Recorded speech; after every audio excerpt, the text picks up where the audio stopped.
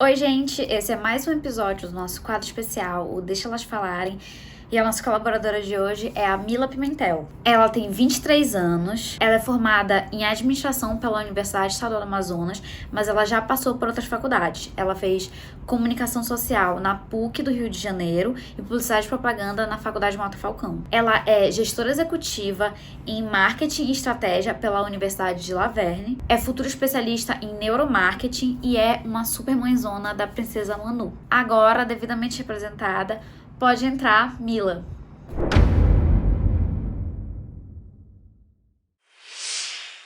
Oi, gente, tudo bem? Eu vim aqui falar um pouco sobre a minha experiência com a gravidez não planejada e para contextualizar, né, quando isso aconteceu. Eu tinha 19 anos quando eu engravidei e quando eu tive a Manu eu tinha 20. Eu tinha acabado de voltar do Rio de Janeiro, eu morei lá por um ano aproximadamente, estava fazendo uma outra faculdade lá. Quando eu engravidei, eu já estava aqui em Manaus fazendo 2 faculdades ao mesmo tempo. Então eu estava um pouco sobrecarregada e também estava ali na busca para ter o meu primeiro emprego, estágio, que fosse realmente direcionado para a área que eu queria exercer. No começo foi muito difícil porque eu nunca fui tipo de mulher que sonhei construir uma família, casar e etc. Eu nem sabia se eu iria querer ser mãe um dia. Eu sempre tive muito na minha cabeça de que eu queria viajar o mundo, que eu queria ser muito realizado profissionalmente, eu sempre fui muito ambiciosa. E quando eu engravidei, isso foi um baque, porque ainda hoje as pessoas elas têm o costume de dizer coisas machistas, às vezes mesmo sem perceber. Então o que aconteceu? Pro pai da Manu, as pessoas chegavam falando, agora você vai ter que trabalhar muito pra conseguir sustentar sua filha, sua família, etc.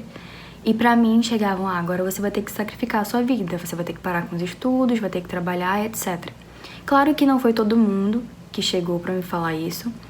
Graças a Deus eu me considero privilegiada, porque eu tive algumas pessoas de dentro da minha família que chegaram e falaram pra eu ficar muito segura, pra eu me sentir muito segura, que eu conseguiria terminar os meus estudos e que eu ia receber todo o apoio pra terminar os meus estudos. E a gente sabe que, infelizmente, isso não acontece em todas as famílias, principalmente naquelas que não têm tantas condições. Por muito tempo, eu me senti muito mal com isso. Durante a gravidez eu tive depressão. No meu puerpério eu tive depressão, né?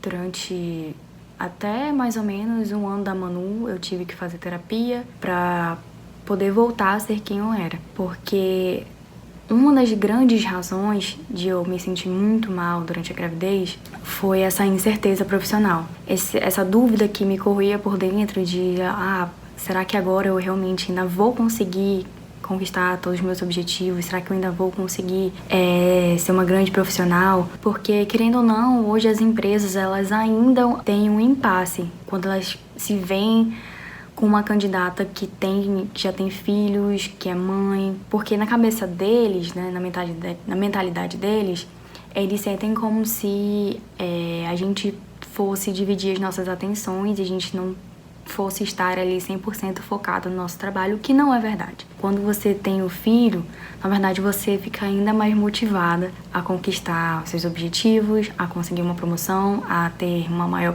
produtividade. E infelizmente as empresas hoje elas ainda estão num processo de aprender e entender isso. Então eu me senti muito frustrada por muito tempo, até porque nos primeiros meses, no primeiro ano da Manu, eu ainda amamentava ela, amamentei ela até 1 ano e meio. Eu tive que me doar 100% integralmente para Manu. E me frustrava um pouco mais quando eu percebia que ser mãe era muito mais difícil do que ser pai. E eu culpei o pai da Manu por muito tempo por ele não ter parado a vida dele. E depois só eu entendi que, na verdade, eu permiti, eu me sacrifiquei para que ele pudesse dar continuidade à faculdade dele, ao trabalho dele, e que após isso eu retomaria a minha vida. Porque naquele momento eu sabia que a Manu ela precisava essencialmente de mim. Infelizmente ele não tinha muito o que fazer por mim, muito o que me ajudar naquele momento. Foi muito difícil para mim, hoje eu falo com maior facilidade, mas na época foi muito difícil para mim entender por que ele estava conseguindo conquistar todos os objetivos dele, por que ele estava conseguindo ir bem na faculdade, por que ele não precisava tanto de tanta ajuda como eu estava precisando naquele momento. Eu sei que isso acontece com a maioria das mulheres, né? A gente se sente muito frustrada de ver que é muito raro um homem precisar sacrificar alguma coisa quando ele se torna pai, é sempre a mulher. E eu usei isso como uma desculpa, sem perceber. Eu ficava, eu me lamentava porque eu não podia trabalhar, me lamentava porque eu não tinha tempo, eu me lamentava porque eu estava sempre cansada. E eu não percebia que o meu cansaço, na verdade, não era porque eu não aguentava fazer mais nada, não era porque eu não aguentava trabalhar, não era porque eu não aguentava estudar um pouco mais. E sim, era um cansaço emocional, psicológico, porque normalmente as pessoas não falam sobre isso, mas ser mãe cansa muito. É o trabalho mais difícil do mundo. Muitas mulheres não se sentem confortáveis de falar que ser mãe cansa.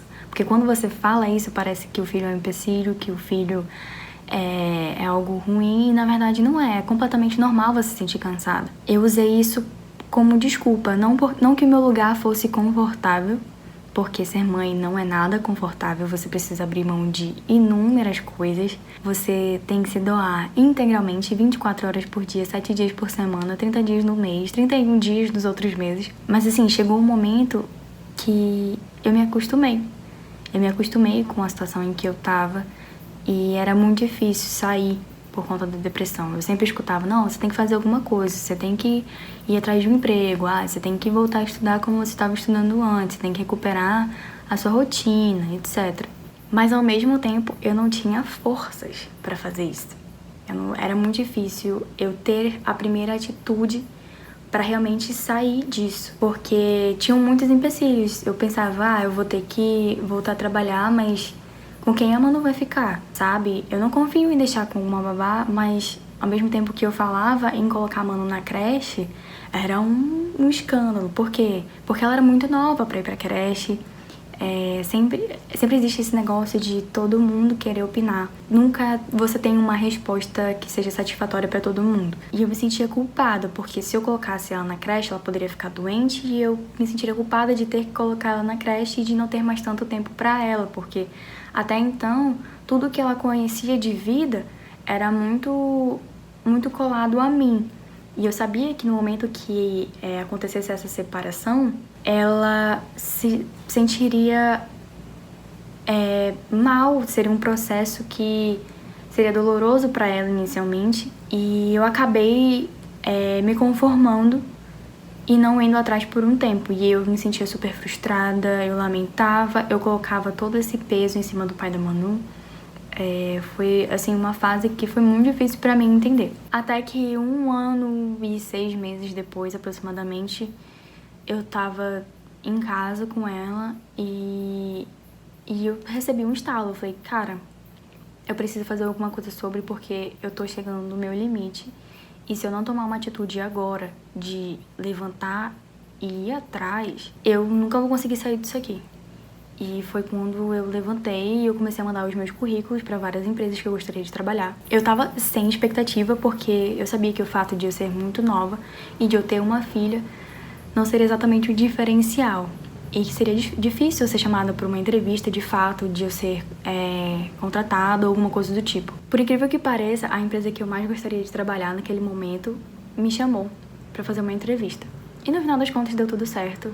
Eu fui empregada e aí chegou o primeiro desafio, que foi contar pra minha família e falar, bom, agora a gente vai ter que resolver como vai ficar a situação da Manu, porque ela vai precisar ir pra uma creche ou eu vou precisar ter alguém em casa pra cuidar dela. Só que a Manu sempre foi uma criança super sociável, quem conhece ela sabe, e eu senti que se ela ficasse em casa, talvez ela não fosse se desenvolver tanto como ela se desenvolveria com outras crianças, né? Tendo esse contato social com outras crianças, porque ela é um ser muito sociável. E aí a gente decidiu bater o martelo de que colocaria ela na creche, e eu não me arrependo em nenhum momento de ter feito isso. Depois que isso tudo aconteceu, eu comecei a ter que dividir o meu tempo, porque eu tava trabalhando, eu trabalhava de 6 às 6, depois eu ia pra faculdade, 6 horas e saía quase 10 da noite. Então, o tempo que eu tinha pra ficar com a Manu era muitas vezes chegar em casa, dar o jantar dela, brincar com ela e fazer ela dormir. E no começo isso foi muito doloroso pra mim, pra ela, porque a gente não tava acostumada a ficar tanto tempo longe uma da outra. E eu achava que ela nunca iria conseguir superar isso ou entender. E na verdade, isso é muito do que as pessoas colocam na nossa cabeça, porque a criança, ela entende. Por mais que a gente não acredite, a criança entende. E ela conseguiu tirar isso de letra. Depois de um tempo, ela adora a creche. Ela adora estar com outras crianças, adora brincar. E foi ótimo porque no período que eu tava frustrada, que eu tava triste, eu não conseguia interagir com ela de uma forma tão leve. Porque eu tava sempre cansada, eu tava estressada de estar só ali. E eu tava tão estressada que os momentos de alívio que eu tinha era quando eu ia pra faculdade ou quando eu saía com os meus amigos, que era quando eu conseguia desligar da Mila mãe. Eu conseguia lembrar que não, eu sou um ser humano, eu sou uma mulher, eu tenho, as minhas necessidades, eu preciso lembrar que eu sou mulher também, que eu tenho os meus objetivos e tudo mais. Logo que isso tudo aconteceu, eu tive um outro desafio, porque além de ter que dividir o meu tempo entre trabalho, faculdade e a Manu, eu também tinha minha vida social que eu não podia deixar de lado, que era sair com os meus amigos, estar com a minha família, com algumas outras pessoas. Eu tive que fazer alguns sacrifícios para isso, para não deixar minha vida social ser tão afetada. Então, muitas vezes eu deixei de dormir para estar com os meus amigos, muitas vezes eu tive que ter um horário reduzido, muitas vezes eu tive que dizer não para os meus amigos. Eu deixei de sair com eles diversas vezes, eu deixei de ter relacionamentos por causa disso, eu deixei de viajar por causa disso com os meus amigos. Uma parte de mim sofria toda vez que isso acontecia, porque querendo ou não, eu sou uma pessoa jovem que ainda tem muita coisa para viver. E eu me sentia culpada por me sentir mal de não estar com os meus amigos, de não ter mais a mesma vida que eu tinha antes. Porque afinal eu era mãe, eu senti que eu estava abandonando a minha filha por querer estar com os meus amigos e não com ela. Isso me corroeu por um tempo até eu entender, uma vez que eu estava lendo sobre, eu sempre li muito sobre, que mães felizes criam filhos felizes. Quando eu escutei essa frase foi tão impactante para mim, porque ela disse tudo o que eu precisava ouvir. Tudo que eu sempre soube, mas que eu nunca tive coragem de admitir, de agir conforme. E, cara, não tem nada mais verdadeiro do que isso. Você não pode criar alguém feliz se você não é feliz, se você não é realizado com a sua vida. Então, mesmo você sendo mãe, você tem que aprender a se colocar em primeiro lugar. Porque você ainda tá aí, você continua sendo jovem ou continua sendo uma mulher que tem suas próprias necessidades, seus próprios objetivos. Que se você não alcançar, e se você for frustrado, você vai passar isso pro seu filho, porque as crianças aprendem pelo que elas veem, pelo exemplo, e também pelo que elas sentem, A energia que a gente transmite para elas é muito verdadeira. Quando eu entendi isso, eu comecei a colocar as minhas necessidades como prioridade também. Comecei a deixar ela mais solta com as pessoas, com o pai dela, com a família dela, com a minha família, com os meus amigos. Falava assim, não, tudo bem, se ela vai dormir fora o fim de semana, tudo bem. Isso não vai me matar, isso não vai matar ela, sabe? Eu preciso disso e ela também. Entender isso foi muito importante pro meu processo. De lembrar que eu ainda sou alguém além da maternidade. E depois disso, tudo fluiu. Meu emprego fluiu, eu fui efetivada, eu tava como estagiária, eu fui efetivada. Eu comecei a retomar as minhas amizades que, querendo ou não, com a maternidade eu acabei deixando um pouco de lado. Eu voltei a fazer as coisas por mim, a cuidar de mim, a fazer os cursos que eu gostaria de fazer profissionalizantes. Eu voltei a estudar, a me dedicar um pouco mais para a faculdade, para o curso, para a área que eu gostaria de exercer. E ao mesmo tempo eu me tornei uma mãe muito melhor, porque os nossos encontros foram mais genuínos, mais verdadeiros, mais leves, porque a gente realmente queria estar, E porque nós duas estávamos felizes do jeito que nós estávamos. No começo desse ano, eu fiz uma viagem de um mês pra fora. Foi a primeira vez que eu fiquei tanto tempo longe dela. Foi doloroso pra nós duas, mas ao mesmo tempo foi muito importante pra eu entender do meu crescimento.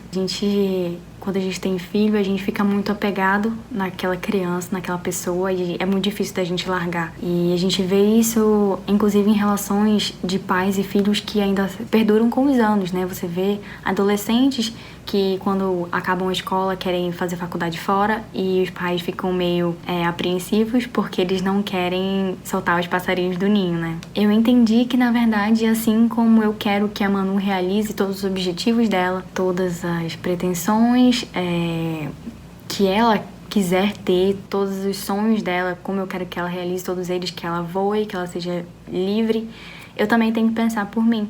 Porque um dia ela vai virar e vai falar: poxa, eu queria ser igual a minha mãe, poxa, eu queria ser igual ao meu pai.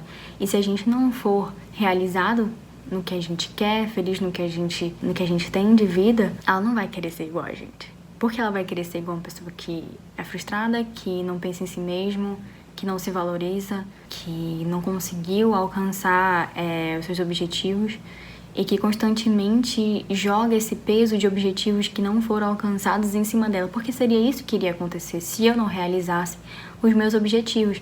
Em algum momento eu transferiria toda essa minha frustração e todos os meus desejos sobre ela. E isso não seria legal, não seria saudável para ela. Eu entendi isso depois, levou um tempo. Não é fácil você admitir que você tá numa posição vulnerável, de que você não vê saída. É muito difícil você dar o primeiro passo. Mais do que dar o primeiro passo é se manter firme quando as adversidades vêm, porque elas com certeza vão vir. Sempre tem algum obstáculo para ser enfrentado. Se hoje eu pudesse dar um conselho para todas as mães que eu conheço, é esse. Eu sempre falo para todas as minhas amigas que são mães. Mães felizes criam filhos felizes. Então, façam o que fazem vocês felizes. E seus filhos vão aprender que nada mais é importante do que a própria felicidade. E eles vão correr atrás disso. E aí sim eles vão ser verdadeiramente e genuinamente felizes.